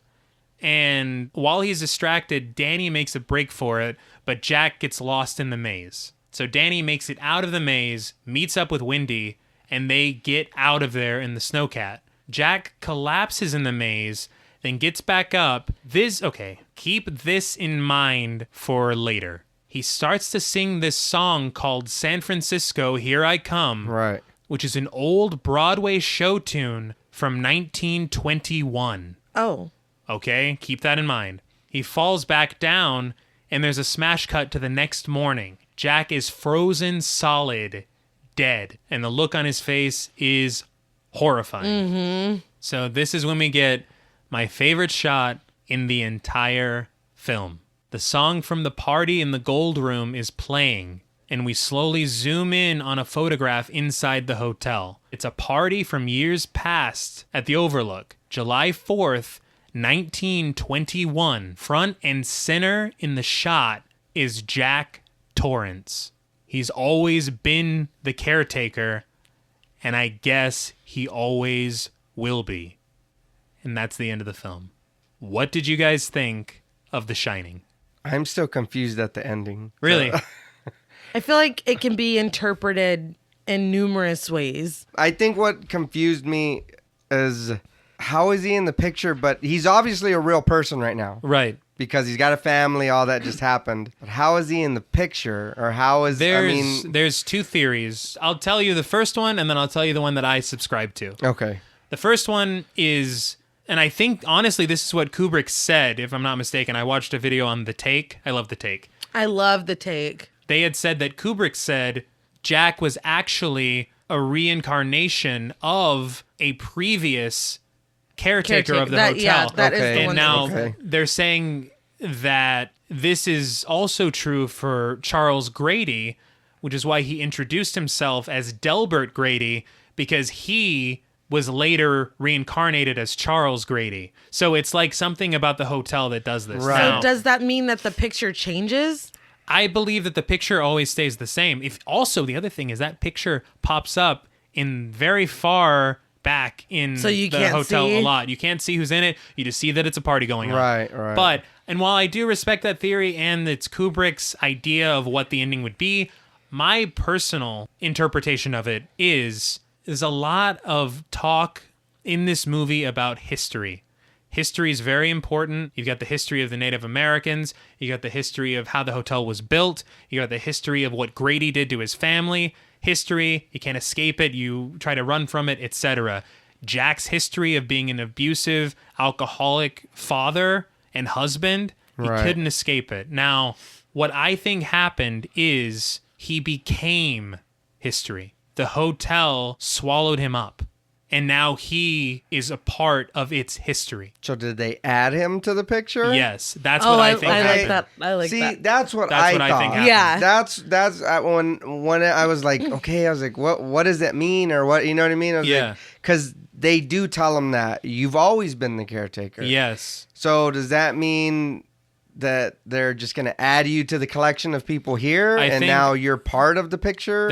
There's something about the hotel, and once you succumb to what it wants you to do, you're now a part of it. Right. And it almost goes into kind of what Halloran said about places having their own shine and you leaving your own history. Right. And good or bad, people with the shine can see it. Yeah. And if places have the shine, maybe they can replay it. Maybe they can have the past and the future and the present all kind of intertwined. And so that was kind of my interpretation, was that all of this did happen, but now that Jack succumbed to what the hotel wanted from him, he's now a part of the hotel. Right. And I think to me, that's the scariest interpretation of the ending. It's really scary. And it makes sense, honestly. I like that a little better than the reincarnation. That just seems like a cheap way out. Yeah, I was like, okay, Stanley. I didn't write the film, but let me tell you how it ended. Actually. Well, I'm glad because that's what I thought too. I was like, well, maybe good. the thing swallowed him up and added him to the picture. Now you're part of everybody. Yes. Just like everyone's stuck here. In the front front and center. Oh, he wanted to stay there forever and ever. He did. Yeah. He got his wish. He got exactly what he wished for. I did want to talk a little bit about the differences in the ending of the book. Right. And a point that I have wanted to make about Tony, because I feel like it's not explained at all in the movie. No, it's kind of just a thing. Like it almost seems like a character quirk. Yeah. That this is how his shine is let out. In the book, Danny's name is Danny Anthony Torrance. Tony comes from that, huh? Yeah. And what Tony is, because of Danny's shine, it is Danny in the future. Okay. That's why he's giving him flashes. That's why he's saying because he's seen it. He knows it. Oh he's my been God. It. Okay. Which I think is infinitely more interesting than, oh, that's just his invisible friend. He lives in my mouth, yada, yada, yada. No, which we know it's something more than that, but we get no clarification or really any elaboration in the on book, it. Do they say anything? Yeah, it's him in the future. Oh, they do say that. Yeah. Wow. But then why does he keep calling his mom Mrs. Torrance? It's his mom. Just say mom. Why can't? Did he say that in the book? I don't think so. And it's been a little while. If you're ditching that, then I guess you kind of have to. Yeah, it's been a little while since I read it, so I could be wrong, but I don't think so. And I like that version of Tony, or that interpretation of Tony, No, I because agree. it feels like, yeah, maybe he can't fully say, hey, let me tell you everything that's gonna happen. Your dad's gonna go crazy, trying to kill. But he's like, look, this is some shit that's gonna happen. He's telling him in any way that he can. Vaguely, he's like, stay away from the Overlook. Yeah. You know? Well, that's why he's like, Tony doesn't want to go. Yeah. Tony has a good Because reason for Tony's not wanting been to there, go. Yeah. And he sees. So I really liked that in the book, and I wish that would have been incorporated into the movie. Also, in the book, Dick doesn't die, and I wish that would have happened in the movie.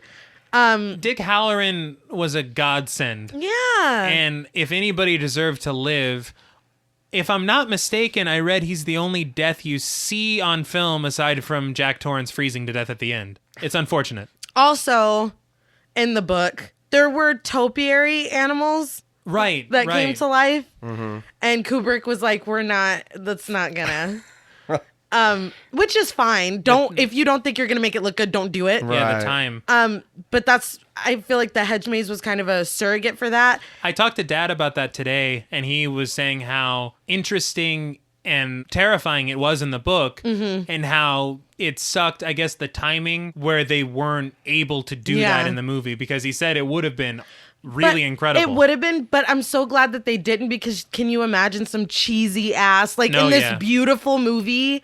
I'm glad that they didn't. Well, but Kubrick faked the moon landing. I bet he can make some, some good make some tree animals. Come on. That kind of standoff where he's chasing Danny in the hedge maze happens in the house. And Danny tells him, you're not my dad. You're the house with the mask on. Right. Wow. And that kind of makes Jack come around, and he's like, get the fuck away from me. Like, run. So like the Wolfman. Yes. So Danny runs, and Jack remembers that this whole time, I think Danny mentions it. He remembers that this whole time, like I said earlier, he's supposed to be checking the boilers and venting them, and he has not been. Oh, shit. So he runs down to the bottom, and it's too late. They explode. The Overlook explodes. Jack is killed. Wendy, Danny, and Dick take off on the snowcat. And at the end, it's a croquet mallet. Yeah. In the book, not an axe. And Jack beats the shit out of Wendy with it. Oh. And so at the very end of the book, they're, I think, in Miami with Dick, and Dick is kind of consoling Danny because his dad is dead. Right. And Wendy's alive, but she's like fucked up. She's recuperating. Right. But I like that ending better. I don't. Really? Yeah, I like this ending much better. Even though we lose Halloran, I like the ending of the film way better. I think it's scarier that it's still standing, don't get me wrong, but I like the thought of it going down in flames. And it's really interesting to me that the book ended in flames and the movie ended in ice. Huh. I don't think I'm smart enough to get what that means. Well, it's just how different he wanted it to be. Right. No, it's like, you know what'll piss him off? Fucking ice. Right. So that's my 2 cents about the book. I think the question was, did we like it? Yeah, I think about 45 minutes ago I asked you Sorry. what you thought of The Shining. I love The Shining. Great. Very quickly, I do want to say I read that Kubrick had filmed an epilogue that would come after that.